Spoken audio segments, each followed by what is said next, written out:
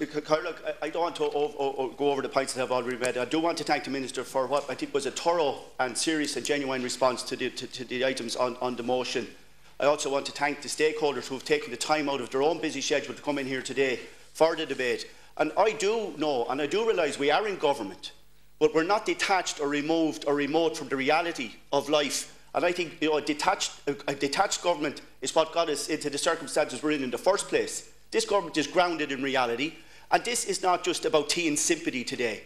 It is a genuine attempt to engage with the small business sector, to hear them out, to hear their concerns, and to act on them. And this motion is the first step in that process. All good legislation, all good policy has its genesis in good ideas, well crafted, properly communicated, and then executed. And I do accept that across the House today there have been some very constructive and positive suggestions. One I'd like to put forward, Caoirleach, is that the late payment legislation should be extended to multinationals. They do benefit from very good tax regime here.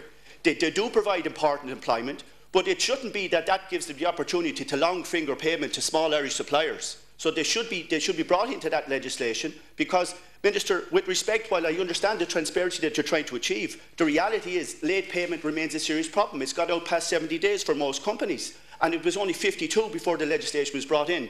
But it should be extended to include the multinationals. There are many I'd like to raise, and I will conclude on this one, Caoirleach, is that you can't have your cake and eat it. You can't run with the hare and hunt with the hound.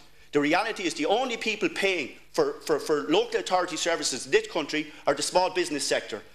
We must reintroduce property tax, which will replace rates which should never have been abolished, and the people who are opposing that are actually trying to have it both ways, and you can't. Thank you, Senator.